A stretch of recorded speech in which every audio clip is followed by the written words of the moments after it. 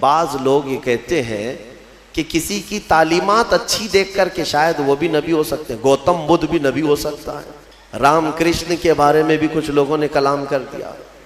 ہاں، یہ میں ان لوگوں کی بات نہیں کر رہا ہوں جو رام کرشن کے بھکت ہیں، بلکہ میں بعض مسلمان اسکالر کہے جانے والوں کی بات کر رہا ہوں۔ ہاں، ان لوگوں کو تحقیق کا بڑا شوق ہے تو تحقیق میں کچھ بھی لٹ مار دیں گے۔ گوتم بدھ نبی ہیں، نبی ہو سکتے ہیں، یہ کچھ لوگوں نے یہ شوشہ چھوڑا۔ دلیل میں یہ کہتے ہیں ان کی تعلیمات بھی جو ہیں وہ دوسرے نبیوں کی تعلیمات سے ملتی جلتی ہیں۔ تصوف کے جتنے بھی مراحل ہیں وہ ان کی تعلیمات میں بھی ملتے ہیں۔ ہو سکتا ہے وہ اپنے زمانے کے نبی رہے ہوں۔ ایک بات یاد رکھ لیں، آپ کو فارمولہ بتایا، اس پر ہمیشہ چلیے۔ آپ کسی کو بھی نام کے ساتھ نبی کہنے کے لیے ان کا نام قرآن میں یا حدیث میں آیا ہوا ہونا ضروری ہے۔ اگر قرآن و حدیث میں ان کا نام نہیں آیا تو چاہے اس کی تعلیمات سب سے اعلیٰ ہی کیوں نہ ہو، نبی ہم نہیں کہہ سکتے۔ کسی غیر نبی کو، نبی نہیں تھا اور آپ نے اس کو نبی کہا، کافر ہو جائے گا۔ اور کوئی نبی ہیں ان کی نبوت کا انکار کیا تب بھی کافر ہو گئے۔ 1,24,000 کم و بیش جتنے بھی نبی آئے، کہاں سے شروع ہوئے کہاں پہ ختم ہوئے یہ بھی ماننا ضروری ہے آپ کو۔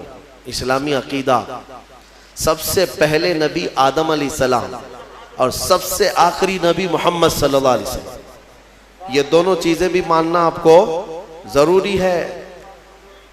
قرآن پاک جب مکمل ترتیب دے دیا گیا نا، مکمل ترتیب دے دیا گیا، کور لگا دیے گئے قرآن، اور حضرت عثمان غنی نے فرمایا اب قرآن وہی ہے جو ان دو رٹ کے بیچ میں ہے، اس میں کوئی ایک ورق زیادہ بھی نہیں کرے گا اور ایک ورق اس میں سے نکالے گا بھی نہیں، سب گنا جا چکا ہے۔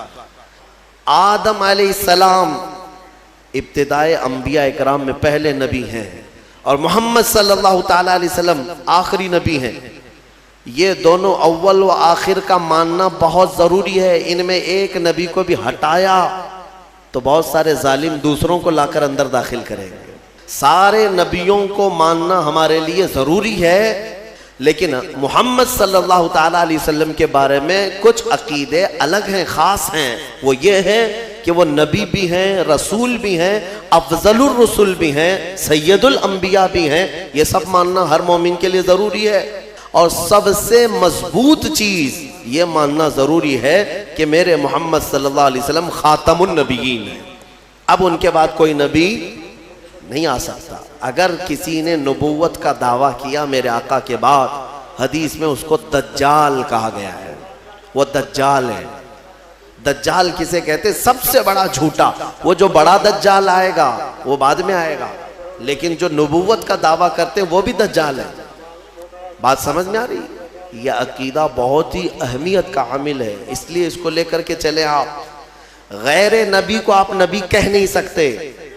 پہلے کی امتوں میں کچھ چیزیں حلال تھیں، بعد میں حرام ہوئی۔ جیسے آدم علیہ السلام کی امت، ان کی اولاد تھی، بھائی بہن کا نکاح جائز تھا، اس لیے کہ انسان تھے ہی نہیں، جو تھے انہی کی اولاد تھی۔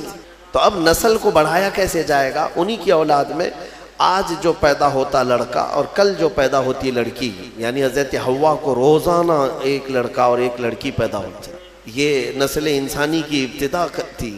ایسے نہیں کہ 9 مہینے کے بعد پیدا ہو گئے۔ تو ان کی شریعت تھی آدم علیہ السلام کی، اور اس شریعت میں جائز تھا بھائی بہن کا نکاح، لیکن اس کے بعد جب نسل انسانی بڑھ گئی تو پھر یہ منسوخ ہو گیا، حکم ختم۔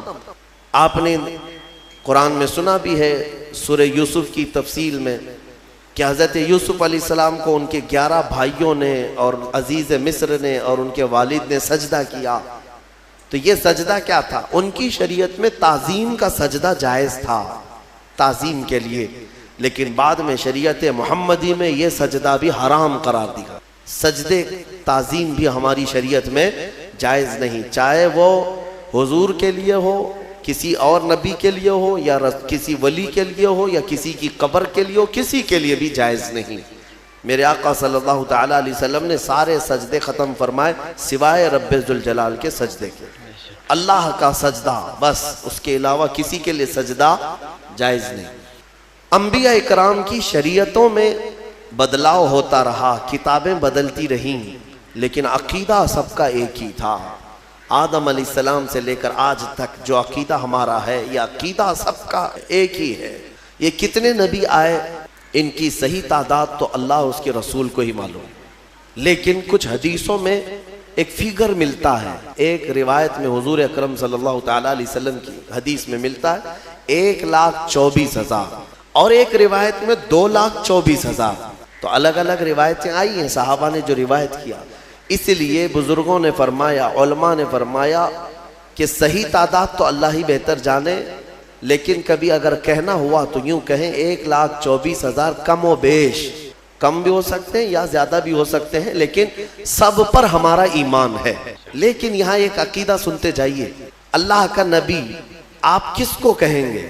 کسی کو بھی اللہ کا نبی کہنے کے لیے نام کے ساتھ آپ کو قرآن میں اس کا نام ہونا چاہیے یا رسول پاک سے سنا ہوا ہونا چاہیے۔ حضرت ابراہیم علیہ السلام نام کے ساتھ نبی ہم جانتے ہیں کیونکہ ان کا نام قرآن میں بھی آیا ہے اور حضور کی زبان پر بھی آیا ہے۔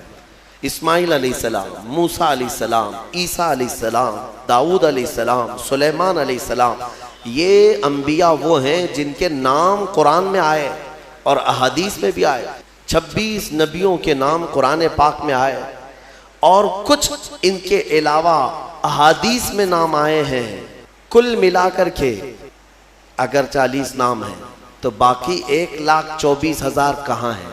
تو ان کے بارے میں آپ کو من جملہ عقیدہ رکھنا ہوگا۔ اتنے آئے تھے لیکن ہر ایک کا نام ہمیں معلوم نہیں۔ جتنے نام حضور نے بتائے اتنے ناموں کے ساتھ ہمیں نبی ماننا فرض ہے۔